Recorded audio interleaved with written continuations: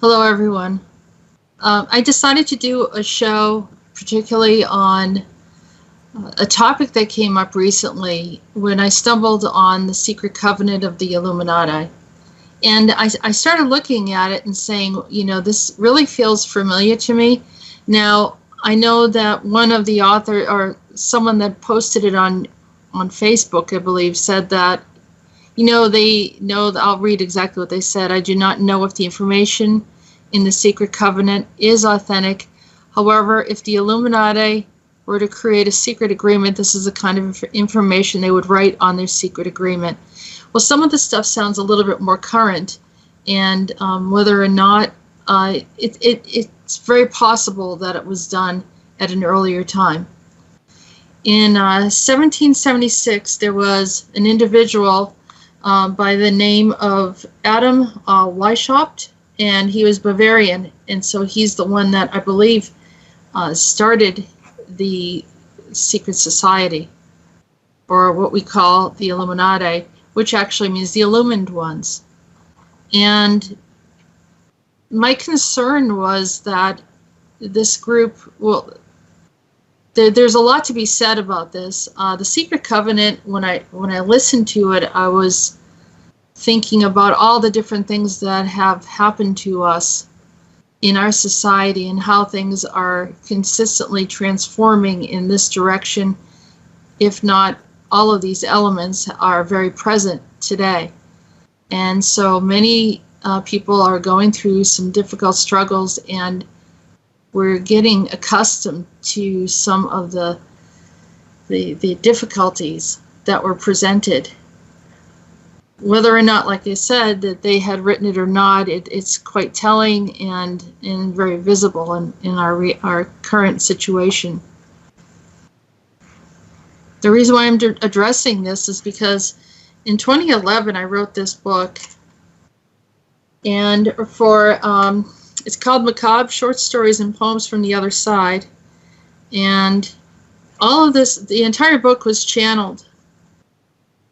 I try to take things in a lighter note, so you'll see that I have some animations and so forth, and there are a bunch of little short stories, little comments and whatever. But when I wrote this book, I realized that I was channeling. In the end, I was channeling from Edgar Allan Poe, and so you'd say, well, what's your connection to Edgar Allan Poe? Well, Edgar Allan Poe and I apparently were married at one time. I was Virginia. And so he literally was communicating with me, and I wrote the entire book off of all these stories. They just flowed. I started writing them. I had no idea what the outcome was. Many of them have a bit of a poetic feel to it. One of the stories I wrote was called The Illumined Ones. And what I saw, and I had no idea, I didn't have a lot of knowledge at that time regarding what was going on in our society, secret societies and so forth. I had a little bit of insight on it, but this information was purely channeled. I literally saw a vision, and I was standing in Andover, Massachusetts, by one of the local schools, a very well-known prep school for kids. And I had this vision of these men that were, kind of dressed in these long robes, maybe in a ceremony of some sort, right around the 1776 time period, possibly a little bit sooner. And I saw a portal open up, similar to that. There's a portal opened up, and I saw these ETs come through, and they actually stepped into their bodies. And they made these agreements with each other. So I'll read to you the story of what I had seen, and I'll let you come to your own conclusions. But it starts off with a coven of 6 or maybe 7, no fewer than 5 or even 11. They stood around a 5-pointed star and declared their reign, the greatest by far. The magic wielded, the constellations shook, to arrange the energy around all that they took. An ocean sighed, the mouth opened wide, It couldn't contain all the creatures that they could contrive. A venomous bunch, too harsh to behold. They searched for all the money, then silver and gold. They grew powerful yet, then one made a bet. I can run this world, with forceful tones that were so bold. So the coven did agree that it was time for them to test to see who was the strongest, greatest, wiliest, or best.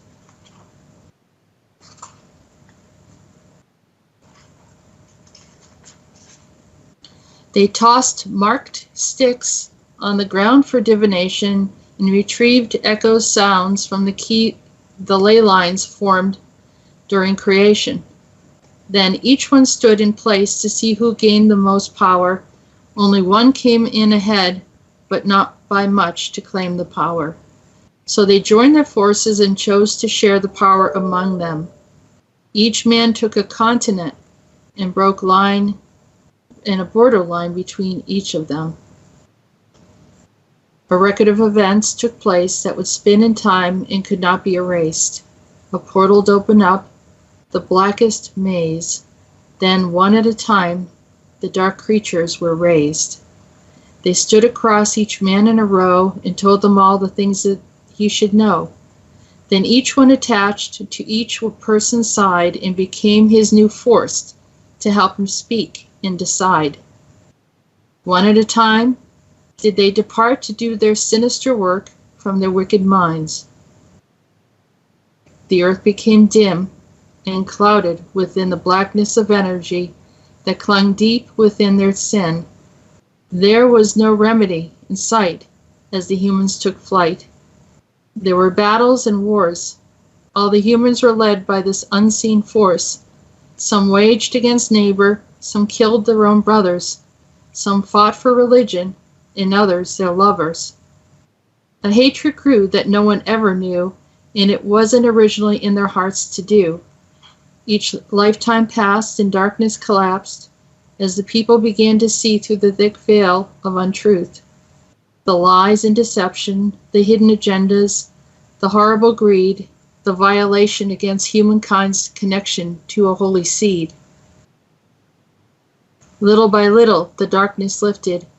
The physical earth was now being sifted. The illumined ones dug to destruction. They exploded the skies. They poisoned their air with unified pride. They talked up a storm. They made corporate war. They set off to destroy all the resources we employ.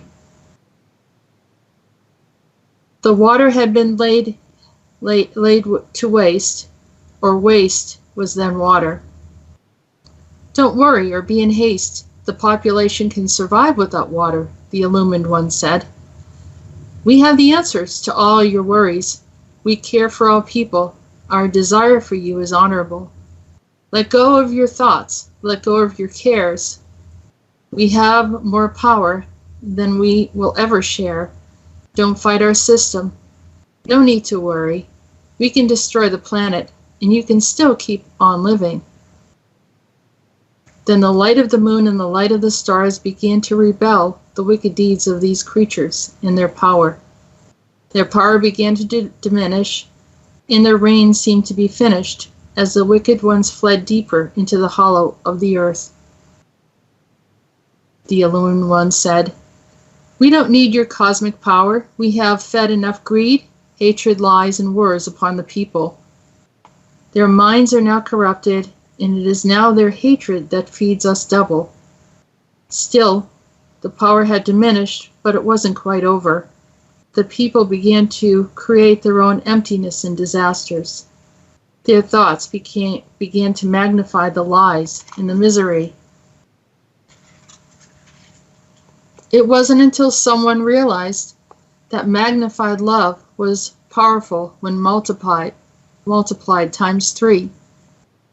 The cosmos began to notice that the earth was here to survive. The higher beings sent some beams of light from rainbows and galactic stars of 5. Slowly, the earth began to recover as the humans began to love her. The creatures from the deep began to go deeper under cover. The heat of the boiling center was a scorching hell to begin with, They decided to surrender and allow the natural course of the earth to mend it. This story has not ended. We can change the rules or bend them. We can use our source of power to enjoy the pleasures the natural earth has given. So why wait? Let's not hesitate. We can begin with our thoughts to unleash the healing power of the earth, so we can live in beauty instead of taking a disastrous course. So the message of all the things that they tried to do, this in the secret covenant that was someone, an unknown author, wrote. We get hope here. Poe said, Edgar Allan Poe channeled this, saying that we would be okay. Said it happened around that time when the United States became a nation, and it took us on a very interesting course. And I have a little ode to Edgar Allan Poe in the book in the back, but there's many other stories here, but I want to stay focused on this.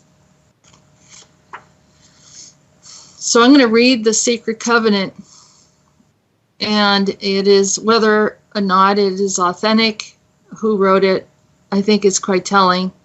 An illusion it will be, so large, so vast, it will escape their perception. Those who will see it will be thought of as insane. We will create separate fronts to prevent them from seeing the connection between us. We will behave as if we are not connected to keep the illusion alive. Our goal will be accomplished one drop at a time, so as to never bring suspicion upon ourselves. This will also prevent them from seeing the changes as they occur. We will always stand above the relative field of the experience, for we know the secrets of the absolute. We will work together always and will remain bound by blood and secrecy. Death will come to he who speaks. We will keep their lifespan short and their minds weak while pretending to do the opposite. We will use our knowledge of science and technology in subtle ways so that they will never see what is happening.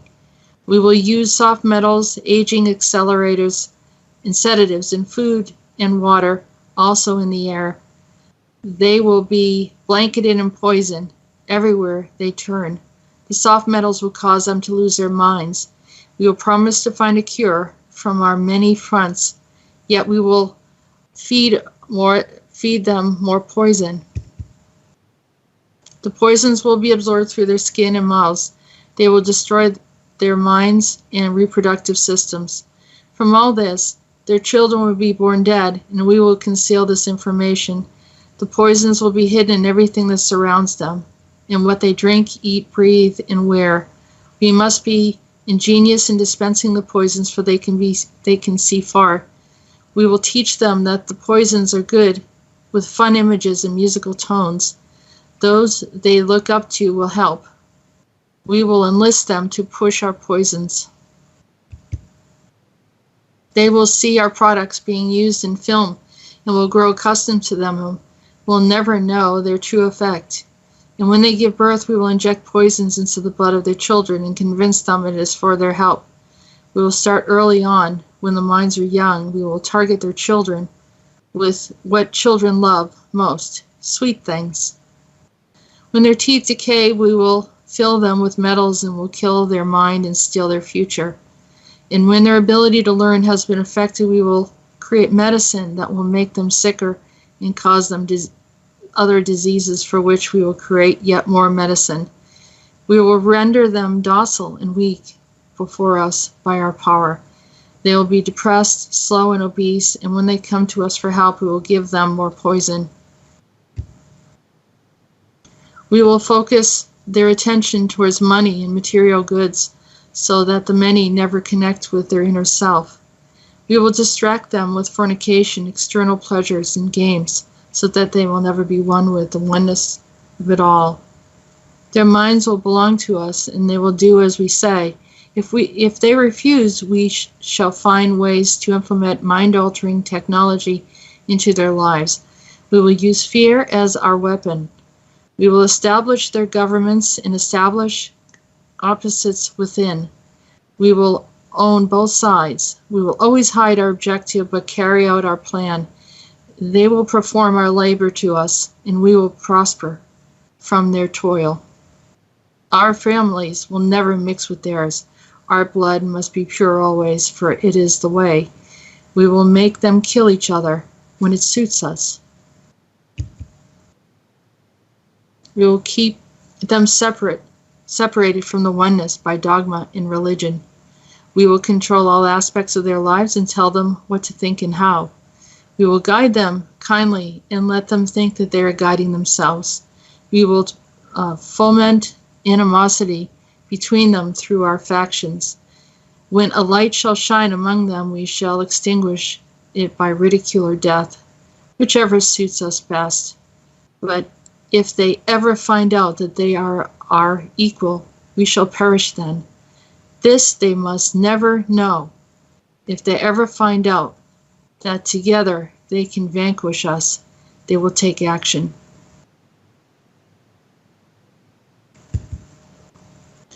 They must never, ever find out what we have done. If they do, we shall have no place to run, for it will be easy to see who we are once the veil has fallen. Our actions will have revealed who we are, and they will hunt us down, and no person shall be given us shelter. This is the secret covenant by which we shall live in the rest of our present and future lives, for this reality will transcend many generations and lifespans.